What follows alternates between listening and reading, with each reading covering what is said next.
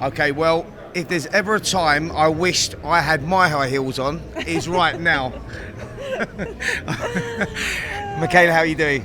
I'm doing great, thank you. A little cold. I don't know if my outfit was the best choice. I didn't think it was going to be this freezing in Liverpool. Yeah, no, it's so cold, is it not? Wow, it is so cold. Listen, press conference done now. Both of you are so respectful for what you've achieved within the sport and what you're going into on Saturday night. What are you expecting on Saturday night from Natasha Jonas in our hometown of Liverpool? Right, so what are you expecting? Listen, I've studied Natasha Jonas. We've all seen her fight. She's not like she's at the beginning of her career. So I think we know what to expect when it comes to her style. I think that the crowd is definitely going to have an effect on the energy, though, and maybe her work rate. Because that crowd does mean to you, right? And I think I'm going to feel it, too. But it's going to get us going. It's going to get us all hyped up.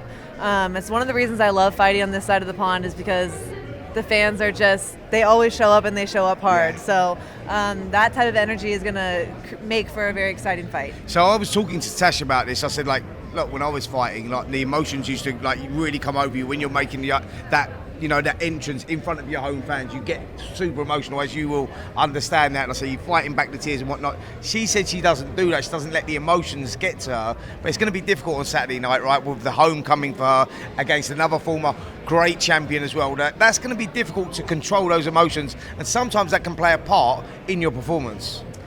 Maybe, I think I can relate to her when she says she doesn't let that get to her, because there's so many emotions going on, and you really have to just stay focused on the game plan, and sometimes it's hard. But I'm telling you, once the second that bell rings, everything becomes like in the background. Everything gets lost. Like, you're so focused on what's going on in front of you, you have to, because fight or flight kicks in, right? Sure. And none of us, we all fight.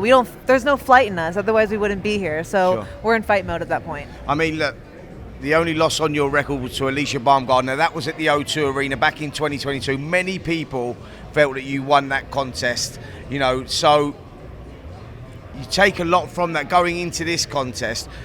How do you beat someone like Natasha Jonas, who's the first southpaw you boxed? I know you would have boxed many as an amateur, but the first southpaw you boxed as a professional. How do you beat someone like Natasha Jonas stepping up the weights as well? And has the weight been an issue for you going up, or has it been an advantage? My weight feels great. Like, this is a much more comfortable weight for me with the experience I have and the skill that I have. There's no reason for me to be cutting, but I had to because that's the opportunity that I had. That's where my belts were, and that's where I was champion. But now that I moved up, I feel a lot better. What was the second half of that question? Yeah, so the second half of the question was like, how do you beat someone like Natasha going in there in front of her hometown? You got to stay focused on the game plan, right? You got to stay disciplined. I can't let all the crowd and the energy distract me.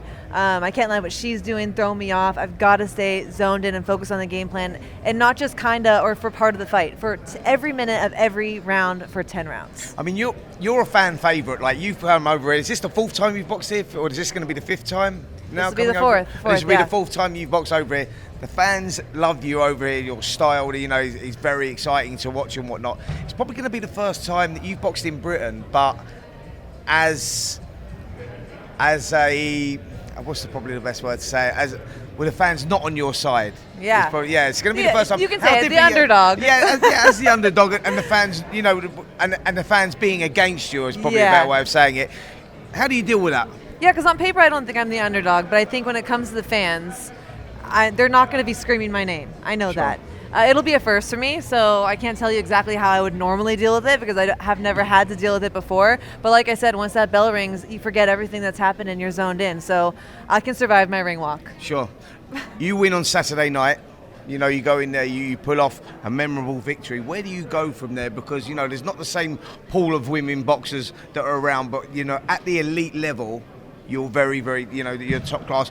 Is there something like, are you looking at someone like a Katie Taylor dropping down a weight, or would you go up, maybe even Clarissa Shields, someone like that? Where would you see yourself if you come through on Saturday? So it's interesting, because I feel like this, the past few years, the real competition has been at 130, 135, maybe a little bit of 140, but those lighter weights. Now everyone's kind of moving up. So I think the next big division for women's boxing is 147. Then you have Katie Taylor at 140. I hope she stays there and takes on some top opponents. I'd gladly go down to face her if that ever became an option. You got girls at 154 who could definitely come down to 147 and vice versa. So now there's a lot of really big fights to make, but I guarantee you 147 is the next big exciting division. How nice is it to not have to make 130, 135? How nice is it to be able to go into the ring feeling comfortable at that weight? It's good. Cutting weight is the worst thing, right? So people that don't understand that, it is like, to say you get a little bit snappy is an understatement. Oh yeah. But here's the thing, like I always did it in a really smart way. Fight week was never so hard for me because the hard work had already been done. It's when you have to diet down for a 10-week training camp. When you're sparring and training, running, lifting, doing all these workouts 2-3 times a day and on such a calorie deficit, that's the hard part. So I've had a lot more fun this camp. And you've had more time to focus on your boxing and tactics, etc., as opposed to, so I used to struggle to make the weight as well, and cutting weight is like, that is on the mind the whole time. It sort of distracts you away from what your goal is and what you're trying to achieve. Yeah, I definitely feel myself just thinking more, trying new things, and my IQ is just growing. And again, with that, I'm having a lot more fun. So I've still had to cut a little bit. I'm not like walking around eating whatever I want. I've still had to diet down, but that just shows how big I am and how much I was, leaning out to get to 130. It wasn't healthy. It wasn't right. Sure. I'm a better fighter now. Sure. Well, listen, tell us how it goes on Saturday night. How do you get victory? I get a victory against Natasha Jonas by, one, listening to Coach Al, doing everything that we have planned for in the gym, trained for, and not steering away for it for 1 second. I cannot let her steal any round of this fight. I can't leave it in the judges' hands.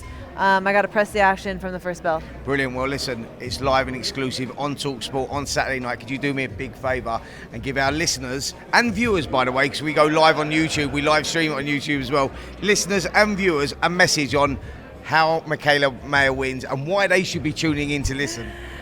Everyone, make sure you tune in, whether you're Team Jonas or Team Mayer. I promise you it's going to be a really exciting, action-packed fight. But if you are Team Mayer, make sure you get your burgundy on and get your ticket and show up. Love to have you guys there. I'm going to need all the support I can get. So see you Saturday night.